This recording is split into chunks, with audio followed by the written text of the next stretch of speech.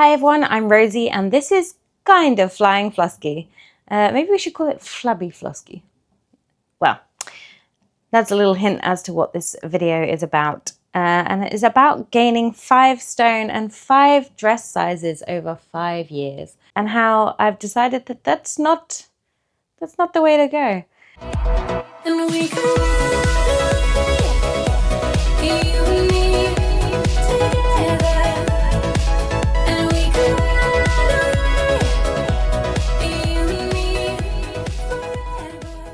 Obviously, this is a travel channel, so I'm not going to flood it with weight loss stuff. But I was thinking of doing a video every month.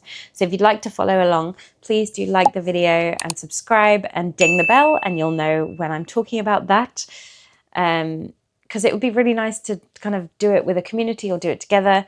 If you have any questions, hopefully by the next month, I'll have learned a bit more, have experienced a bit more, and can share my thoughts and feelings on it. Obviously, not a medical professional. I can't advise you on anything. I'm just going to tell you how it's going for me. I saw a video of myself on Instagram and I sat down in an airport and I have these fat lines across my neck. And obviously my big tummy, it's easy to hide that in a big dress or a big skirt. And so that's what I'd been doing, telling myself that body positivity was the way. But since Ozempic came back, I think we can all agree that no, everyone just wants to be thin still. Fine. But yeah, those rolls on my neck gave me a crisis, an absolute crisis. And so I thought, why not find some chemical help? If it's there, it's just about affordable for a little while. I'm going to try it out. So then the weight blindness kind of stopped. I decided to check my BMI and realized that it had crept up and up into the obese category and like halfway up towards morbidly obese. And suddenly the painful shins, the inability to pull my tights up as easily, it all started to make sense. And I realized I was hurtling towards probably some health complications if I kept it up. A little bit about my dieting history. Since probably 2014, I've been gaining weight, losing it, gaining weight a bit more, losing it, gaining weight a bit more, losing it. We see a pattern. To lose weight previously, I've done obviously calorie counting, calories in, calories out, which is fine, but it just gets so tedious recording everything that you end up giving up. I've done gluten-free when that was a thing. That was miserable because pasta is my absolute joy. I've done something called the James Duncan diet. That got me into my diets because it's only a week long. It's like toast, tomatoes, grapefruit and eggs. It's apparently what they used to give people on the NHS if they wanted them to lose weight quickly. So it works, but it's not fun. The other thing I have done is Slimming World, I think it was. Do you know what? I can't remember if it was Slimming World or Weight Watchers. It was one of those. But going to this like support group where you publicly weigh in and then someone talks to you like you're 5 and like you don't know what you're meant to be doing to lose weight was not for me. Like I think I sat there with the cynical eyebrow the whole time, whether I meant to or not. I found the whole thing massively patronizing. I'm not an idiot. I just have no willpower. Then during the first lockdown here in the UK, I decided to do Couch to 10K with my other half. I said, look, if we're only allowed out for a certain amount of time and the only thing we can do is go and exercise, let's make it worthwhile. So we did Couch to 10K. We got all the way to 10K and then haven't really run since, but we've just started doing it again. And then I also started intermittent fasting. The Fast 800 book had just come out, or I just got hold of it, and it was really interesting, really good. I fell hard down the intermittent fasting rabbit hole, and it really worked for me. I really enjoyed it. But then, you know what? I had the time and the space to plan out my food, and we can just pop into a shop, you know? So when the world opened again and everything was free and accessible and right there came my bad habits flooding back. I have developed some horrific eating patterns, some terrible, terrible habits of eating when I'm bored, eating because I'm used to eating at that time. And it's never the good food. It's always like sticks of meat, squashies or other sugary sweets, a lot of chocolate, cookies, croissant, all that good stuff that you can just grab and munch on while you're walking around an airport, for example, or to and from the tube. And I want someone to kick me up the bum so I get out of the habits. And that is why I have ordered Mounjaro. Here it is. It comes in an injectee pen, and we'll talk a bit more about that in a bit. But that's it. Apparently, it's a bit of a miracle elixir, but we will see. So what is Mounjaro? It is the brand name for a drug called Tirzepatide. So in the US, it's also called Mounjaro, but that's used mainly for diabetes. It is known just for weight loss as Zepbound. So this is Mounjaro or Zepbound. It is like Ozempic or Wegovy, which is semi-glutamide, I think it's called, in that it works on your GLP-1 hormone, or it replicates it, should I say, which tells your body you are full by using satiety signals. It works on the hypothalamus at the back of your brain to tell you such things, to stop food cravings, and it slows gastric emptying, which will make you feel fuller for longer. But the thing about the Tirzepatide versus the semi-glutamide, oh my God, I'm so worried I'm saying these wrong, is that it also works on GIP, which regulates blood sugar, or at least that's what I think it is. I've watched several videos and read several things, but it's not sticking, guys. The main reason I thought it would be good for me is that apparently it hushes up food noise and helps prevent cravings, which is definitely the thing I struggle with most, is being in a place where there's shops and I'm just grabbing crap to eat. I would like to go back to the point where I can just walk around. That would be nice, especially before and after work. I work quite long shifts, so, well, they feel long. I leave the house an hour and a half before my shift, then I have 9 hours, then it takes me about an hour to get home. So in total, it's about 11 and a half hours out of the house.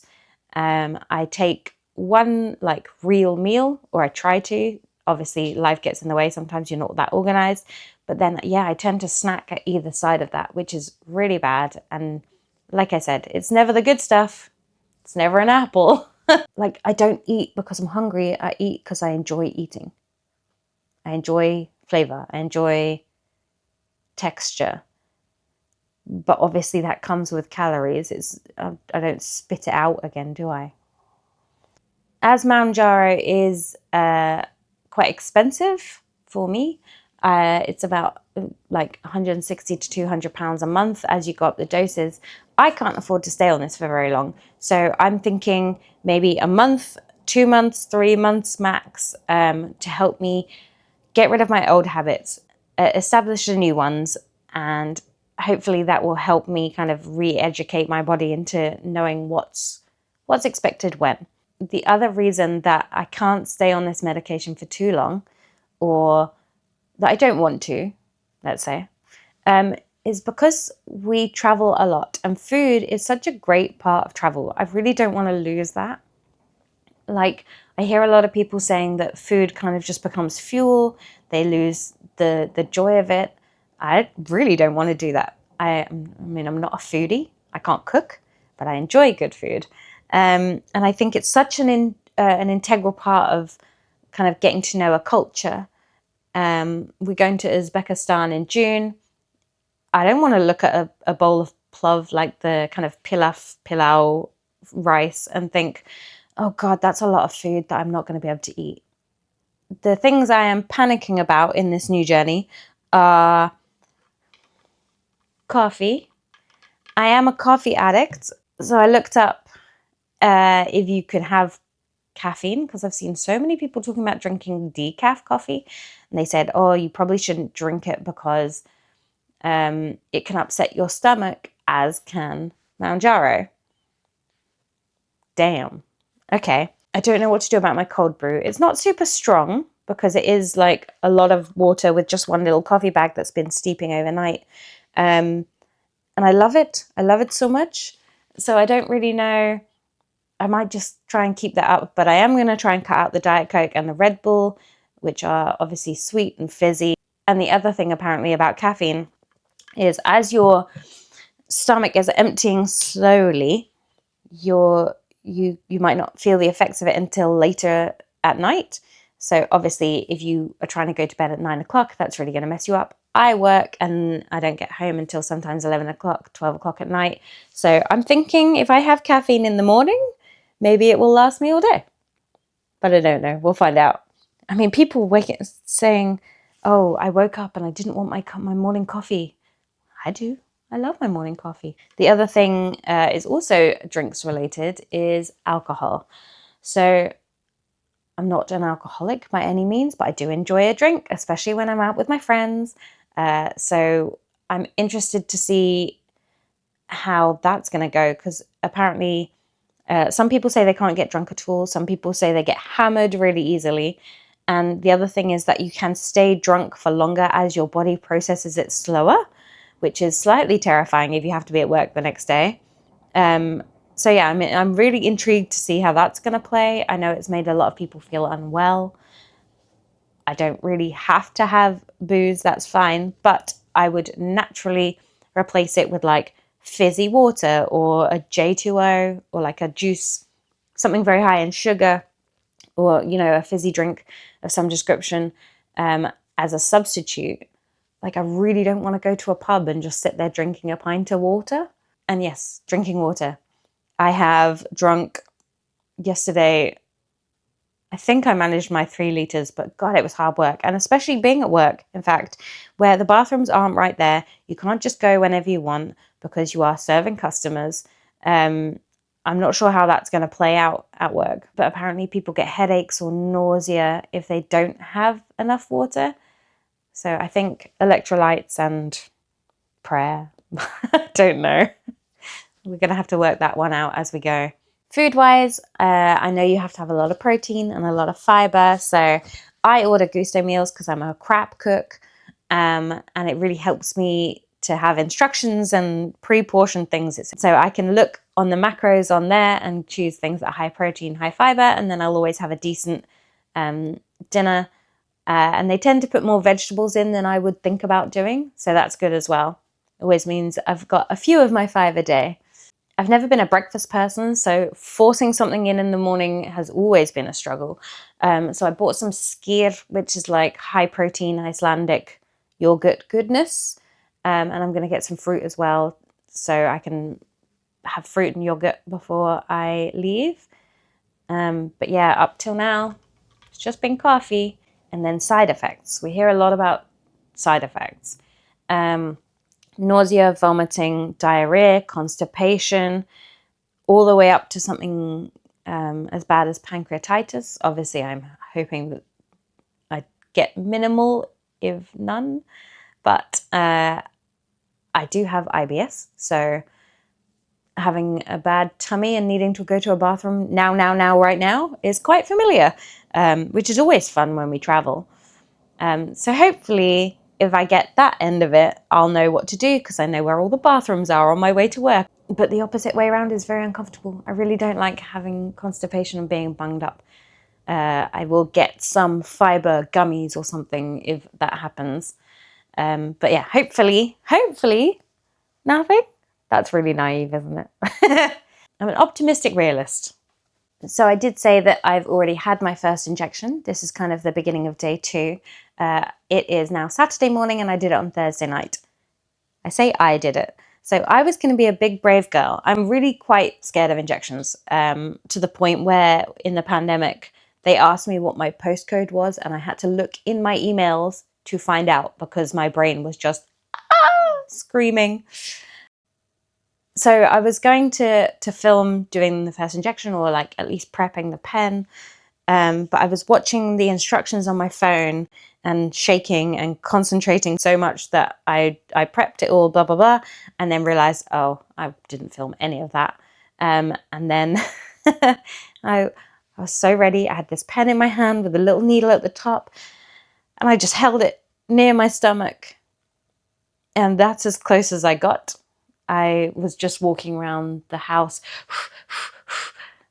It's like, I need to put something on the radio. Yeah, nothing. I couldn't trick myself into doing it. So I asked my husband to do it. He very kindly did. I had to lie in the bedroom in the semi-darkness with music playing in my ear. I had to hold his hand while he used the other one to inject my tummy. I was really hoping that doing this would help me with my needle aversion, because it's like a wafer thin needle. It's so thin, it's so short. I know logically it's stupid, but yeah, just puncturing myself, I couldn't quite get around to. I'm hoping that as we're doing this weekly, things will improve. I'll get braver. Baby steps, baby steps. Maybe next time I will do it in a room with a light on.